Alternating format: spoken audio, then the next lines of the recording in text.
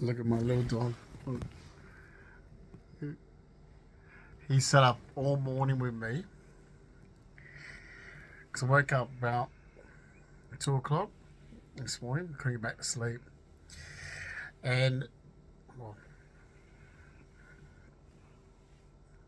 woke up because I couldn't breathe because I was okay. So I don't remember the dream that clearly, but I remember I was choking and couldn't breathe. I don't know if I was coughing out loud or coughing in my sleep, but I couldn't. There was fluid in my chest. There was all the blood in my mouth. There was all the blood in my mouth. Okay, there's no blood in my mouth, but November 30th, 2007, when I got hit, I got mugged after work. So if you ever see the photos of me, you would see like how damaged I was. And I have nightmares every night, every time I go to sleep because of the coma. It was a Glasgow coma. So it was a Glasgow coma. So it's sort of unconscious state. I know I wouldn't make it without you. Miss I would not get through the days without you. Yes, I don't look at your little face. Oh, you know it. So I've said it before.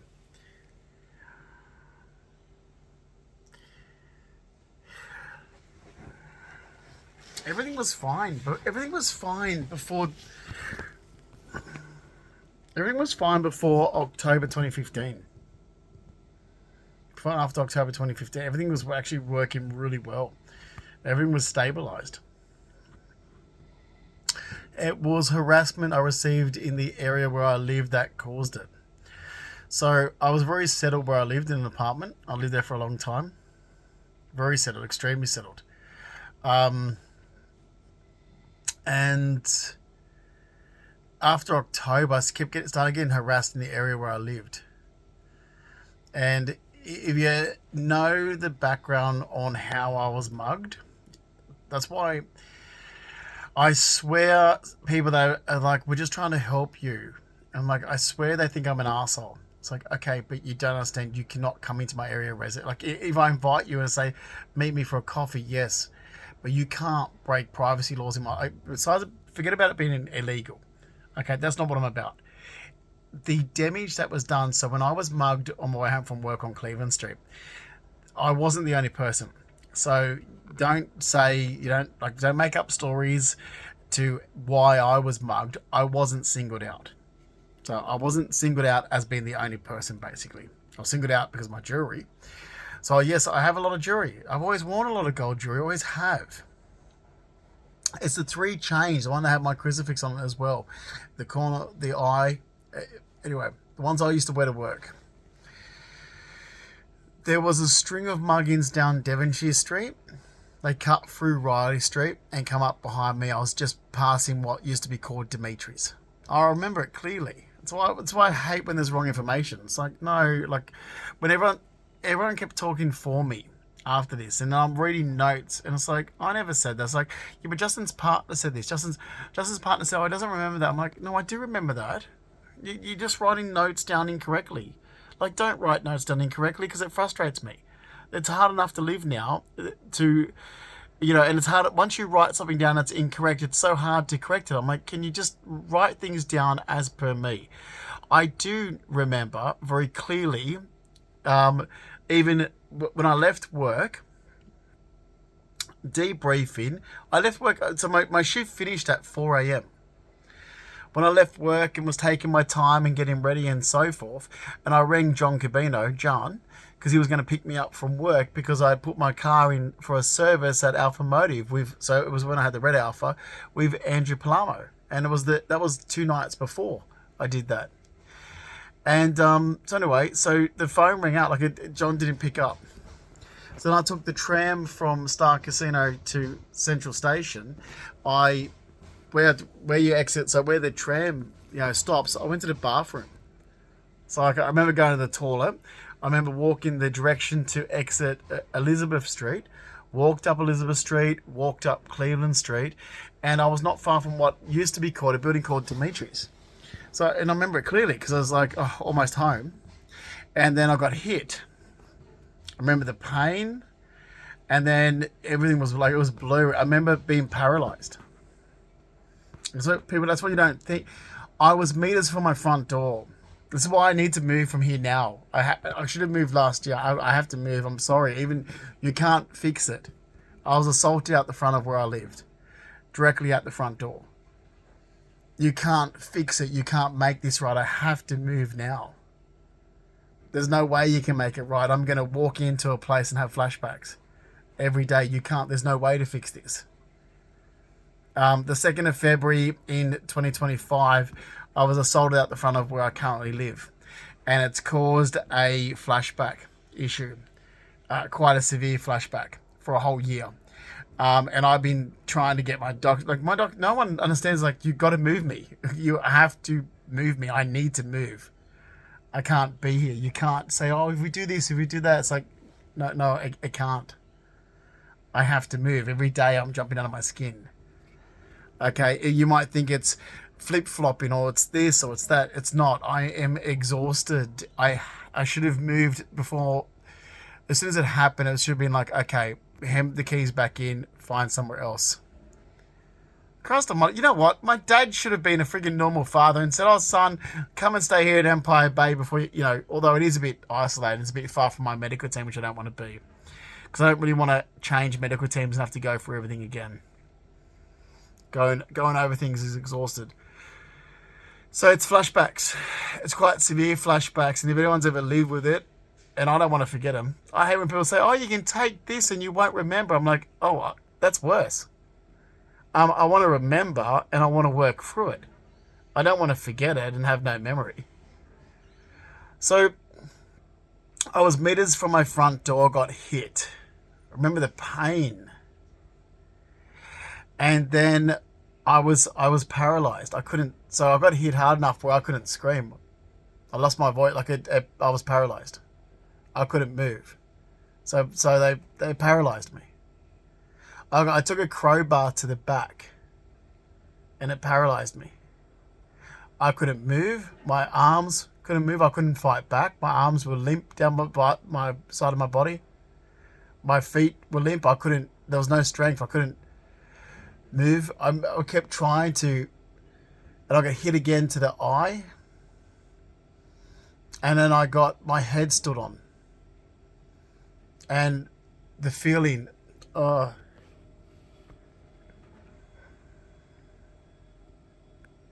I can't. Oh, the guy's hands around my neck when he took my chains off. I felt, so my body was, I could feel him touch. I could feel the guy touching me around my. I can't do that. I'm gonna pull. I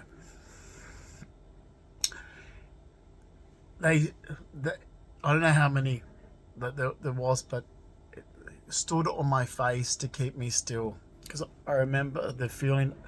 I kept trying to move my head and stamped on my face to keep it still, so they could take my work bag and the jewelry from me. And that was November 30, 2007. And then left me in Cleveland Street to bleed out. Basically, I was unresponsive when the ambulance found me.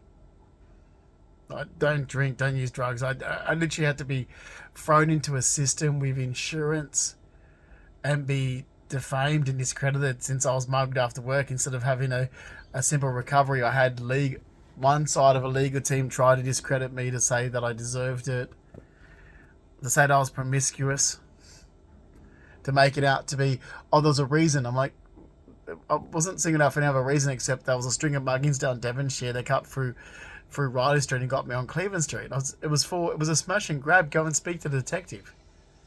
Detective Chopra. So I had to put up.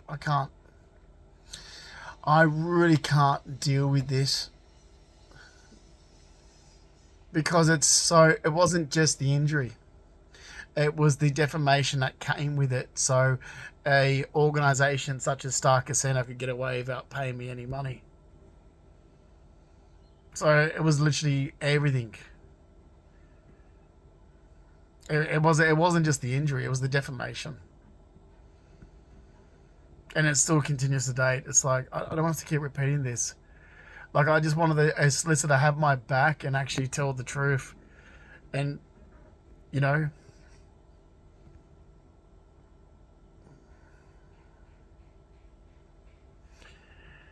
So I woke up, backtrack.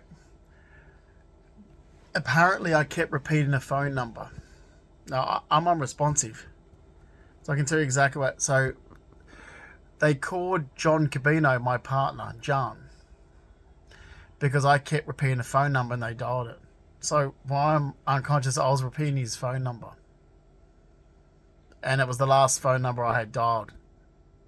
So they rang John and told him what happened, and I woke up in St. Vincent's Hospital, and I woke up. John was there. John's mother, Karma, was there, and John's twin brother, Michael, God rest him, he's passed on, was there. And I would wake up. I woke and had all these like things to me. It's like stuck on me. I can show you the photos.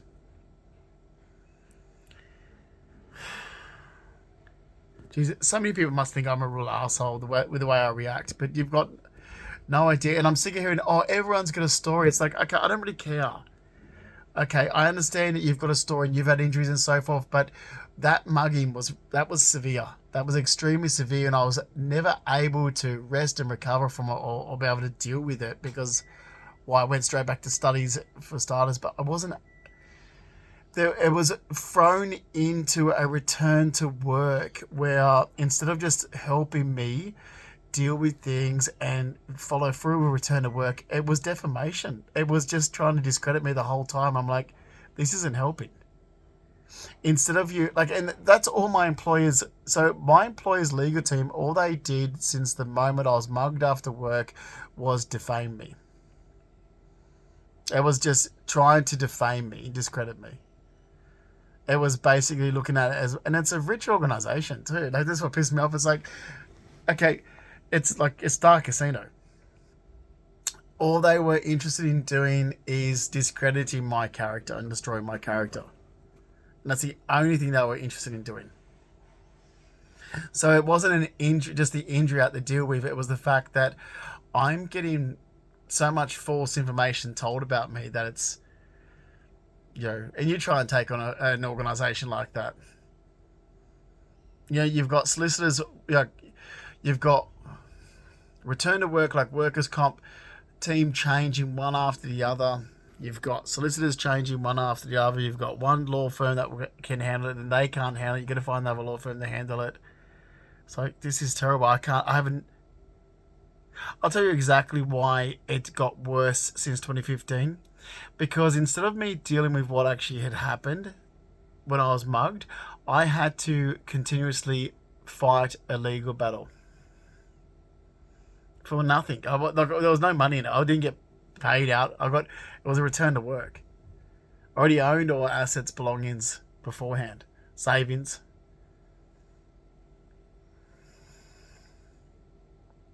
So when I woke up in St. Vincent's, I was still paralysed. I remember I kept waking up and I thought that they'd broken my teeth because the hit was so bad.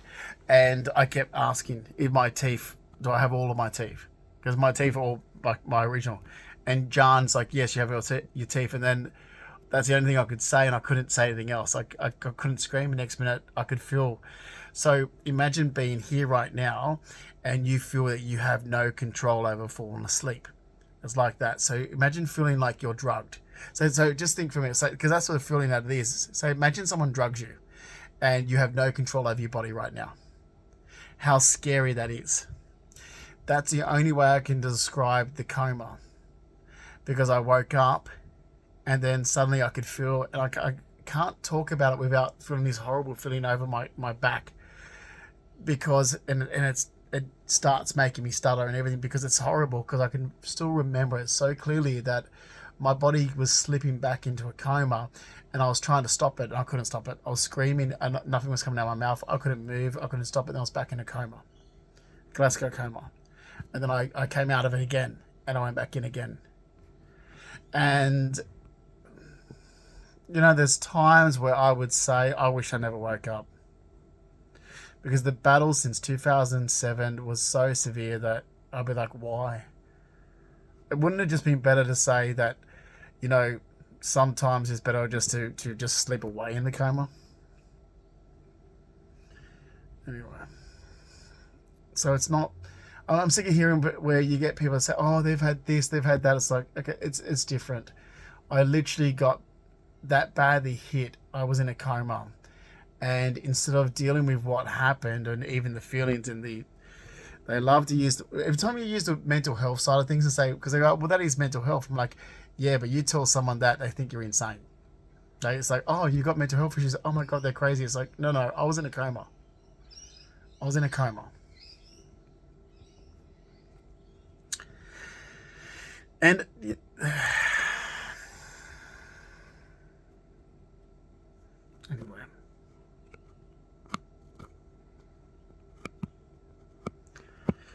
I really can't talk about it. I just want. That's what I just want to sort of pinpoint a diary note with that, because this morning I woke up and I was choked. I couldn't breathe.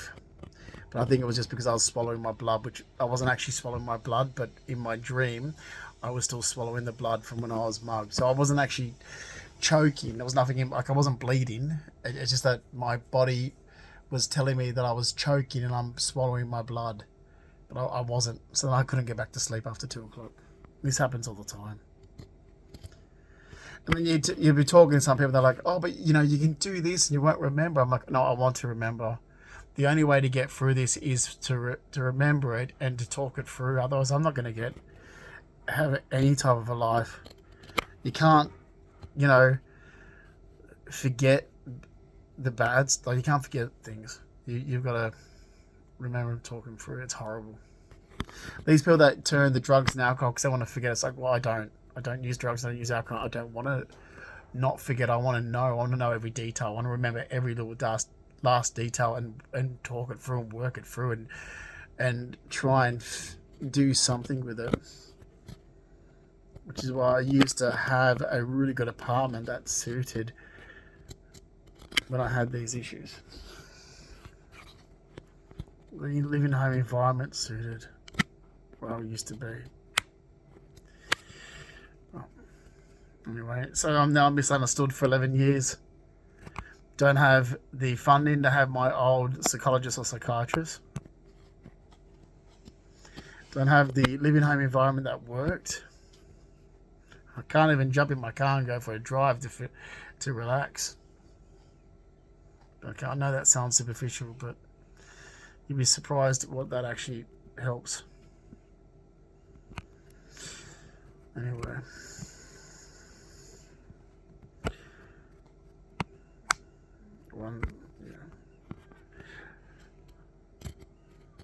And then in the last 11 years, the amount of people are like, we're just trying to help. I'm like, then if you were just trying to help, then you would listen to me.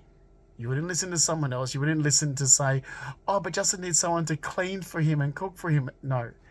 If you're trying to help, listen to me. Because you don't understand that my independence is important. Stop trying to take it from me. And if I get up at 2 o'clock in the morning and start cooking, who cares? Is it going to help me? Oh, it has. If my sleeping patterns don't align with normal societies, is it really that bad? I mean, if it works for me and I'm able to have somewhat type of a life and live, is it really that bad? Apparently, this is a big thing. It's like, is it that bad?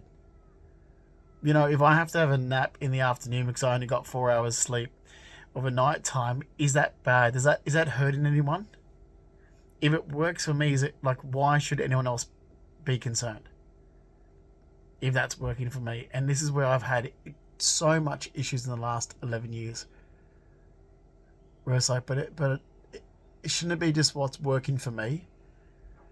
It used to piss my partner off. I'm like, okay, So I don't care because I really didn't want it to be my ex-partner anyway. Not John. Not John Cabino. I'm talking about Giovanni Consalvo. Gio. Which is okay for me. I was like, well, I didn't want to be with him anyway. Like, I've been trying to leave him since 2010. So I really didn't care anyway. Because I just thought he was just such a narcissistic, self-absorbed, and used my injuries for his own gain. Honestly, and see, that's where the trust issues comes into it, which I just spoke to a guy just now on the phone, and because I don't trust people very well, it's like, well, that's where the trust issues come. Because I met a guy after I had these injuries, and the entire time he used my injuries for attention, for himself. He used it to get out of work. He used it to go out partying with his friends. Like, it was like using me, my misfortune event, for his gain, and it was so horrible. It actually, I've gone past the point of feeling hurt and crying over it to the point now I just feel numb. I thought, I want to say I feel nothing for it, but so just being used. This guy saw an opportunity where he could get ahead, and he used it. And he's loved by everyone. It's like, okay, love him. But I'm just going to look at you like you're a bad judge of character. I may be an arsehole, I may be short-tempered with what's happened to me, and I may go off the handle and so forth, but I'm not a bad person. I'm doing my grocery shopping at Coles in Bondi Junction. Actually went in Westfields yesterday. I was talking to this lovely lady about lemons, because the price of lemons. And this lady come on, she goes, you've got really nice manners. Well, thanks. I wanted to turn around to her and say, it's because Nana Pop raised me, Reg and Lola. But, it's... And I looked at my ex, and my ex was always... It was like he was literally... It was always this attention for him. It's like... It was using me, but he was getting attention for it. Like, the guy literally told people he was doing things for me and taking time off work, and he wasn't. It was just... And that's where the trust issue... Like, I have no trust with anyone. Friends, family, so anyone I meet in life, it's just like... Instantly, it's like, I can't trust you. I trust my dog, that's it. The only loyal person that's ever been to me. So I have major trust issues, not just from the mugging, but because what happened after. Yes, you, Bullfed. You, look at you, see that? Did the camera pick that up? Yes, you, I trust you. No, major. It's just, and having the family I come from doesn't help. So it doesn't restore trust or faith in human. Which is probably why my medical team, I talked to my medical, like, seriously, they're like, I wonder what they think sometimes, because sometimes I'll be talking to them like they're a family member. Like, I'll be getting shit to them, like, oh, look, forget it, okay? I'll call you next week, and they'll be like, okay, that's my doctor, or my specialist. And it's like, because I've had so many over the years, since 2007, with injuries and illness, that they've become I've become close to them. Like, even my skin specialist, yes, I've become really close to, where, it's like a family member more than a skin specialist.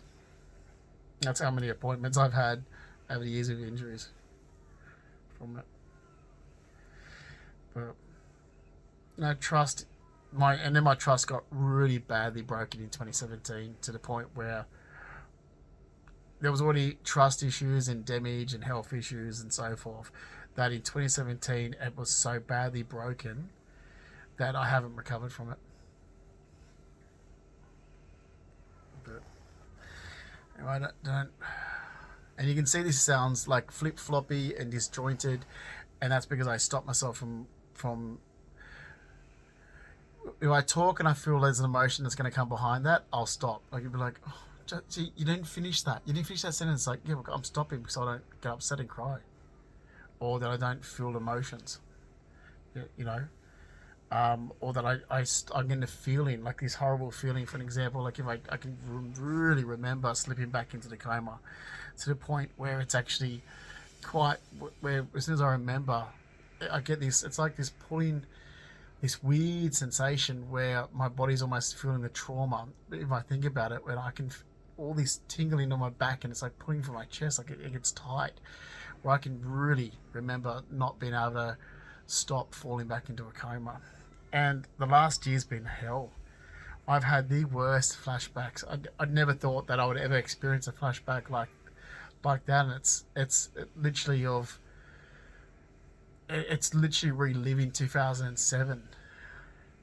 It's been so traumatizing. Where I currently live, it's literally like every day I'm waking up and just living that same day. And I never felt like that before ever, but I feel like I'm living that day over and over and over, and I'm just waking up in hospital. I'm waking up and I can't, you know. And I remember, like, you know, I remember being on the road. The guys, they left me bleed out, you know, on Cleveland Street. The blood stains were there. Let me tell you something. Jeremy Patterson, my neighbour, took me to the spot where it happened a few weeks after, when I came home from hospital, because the Surrey Hills was so good to me back then. I lived in Surrey Hills, and everyone there that knew me. So my old neighbour Jeremy Patterson, he actually, you know, they saw the change in me straight away. They, you know, started getting short tempered, and it was nothing like even Melody Patterson, his sister, because they used to, like, if they were locked out, they used to tap on my window and be like, let us in. They sort of, like, it doesn't know what time of the day, like, because I was very, very sort of, you know, I always had people over, like, just dropping over and so forth. And I went from having people over all the time to being very, being a recluse, you know, and it turned into a big, like, pretty much straight away. And so Jeremy, he walked me up to where it happened to look, you know.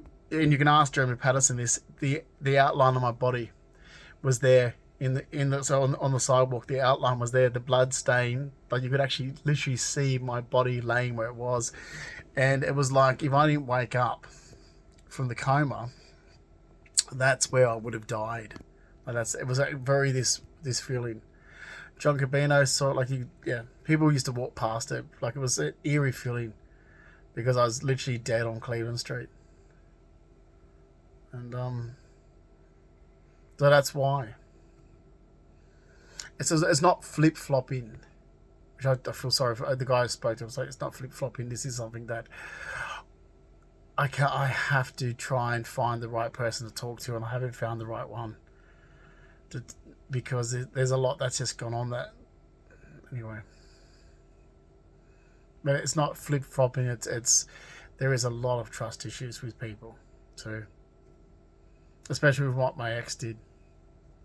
I've lost complete. I mean, you imagine that's supposed to be your partner. You're supposed to, and it was just lies upon lies upon lies. I'm like, okay, I've gone through too much health issues, so I'm sure. So as soon as someone says anything that's not true about me, it's like, okay, we're not going to work.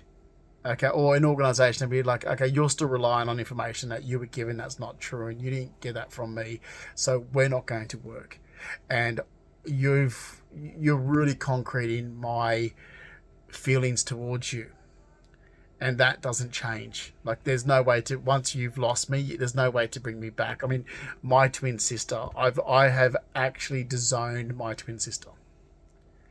There could be a misunderstanding, miscommunication, but I've literally disowned my twin sister.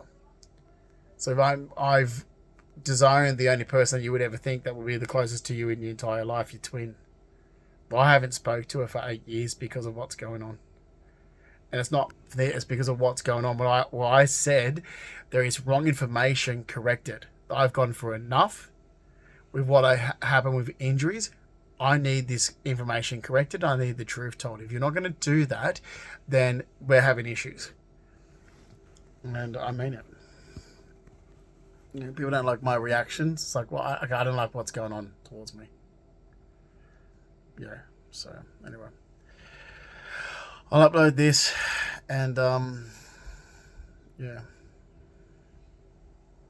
don't know what's going to happen to resolve this, because there's so much now that, like, I really need a support network that's going to be like, okay, so what can we fix?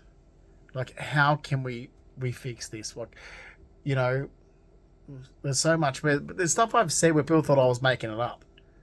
Literally, it's like I'm not making it up. It's like, oh, because you sound disconnected when you're not, it doesn't flow. Like it's like it doesn't flow because I stutter and I stop. When so you hear me stutter as soon as I start trying to talk about something, there's a reason. There's just, I needed a better support network with someone that had a legal mind to say, okay, you come across like the biggest fucking asshole, which I can handle that. If someone said like, yeah, there's reasons, get to know me because I'm not really. I don't care if people think I'm pig-headed, stubborn, and rude and arrogant, but I'm not a nasty person. And that's the thing. You've got to think. There's obviously, for me to disown my twin sister, there's a reason. And the surveillance that went on since 2015. Okay, whatever I was screwing around and doing and so forth with the guys, that's my personal business.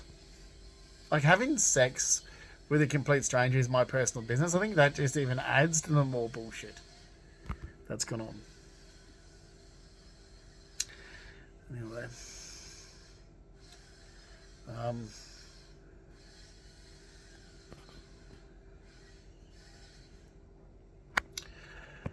so I don't know how to resolve this. Like I have no idea. It went from being all maintained and managed, and like especially with the apartment that I had, it was the apartment, and I know. Things don't last forever, but it was set up to maintain the injuries that I have. So where I used to live, in New South Head Road, it actually was that apartment. It took. I'm going to finish it off to say it took months, almost a year, to find the right apartment. Of looking continuously every day before I found the right apartment that actually suited the injuries. And I could look at it and go, okay, I can do that with this here, this works. Because if I have this issue here in my sleep, I can get up and I can go over here and it's not going to disturb neighbours, it's not going to disturb people, I'm going to feel comfortable and relaxed. Here, I can't feel comfortable and relaxed where I currently am. But I haven't been able to feel comfortable and relaxed. So people say, oh, he's up at this time of the night, he's up at that time of the night. It's like, okay, where I used to live, no one would ever know. And I need that. I need for people to not know what I'm doing in my life, otherwise you're going to cause PTSD. Because if I'm jumping 10 feet in the air from having a, sleep terror, and I'm off in the living room listening to music and I'm baking a cake at 3 o'clock in the morning, I need to feel comfortable that I'm the only person that knows I'm doing this. Because I'm doing this and it's relaxing me and it's fine. It's helping with what's going on in my life. I don't need other people to know what I'm doing, because then that's going to cause me issues. It's going to make me feel uncomfortable. It's going to make me feel. It's going to cause PTSD. I need to be in an environment where, like I was in New South Head Road, where you wouldn't know. Like, oh, like I didn't even know my upstairs neighbour Joni was having a party on a Tuesday once at 3 o'clock in the morning, except she came down drunk and Gio goes, I'll go and see what she wants. And I go up, I'm like, she's having a wild party upstairs. We didn't even hear a thing. Anyway, I'm going to leave it there because there is a lot to unpack and everything is getting misinterpreted. And it's going to keep getting misinterpreted until I have the right support that I need.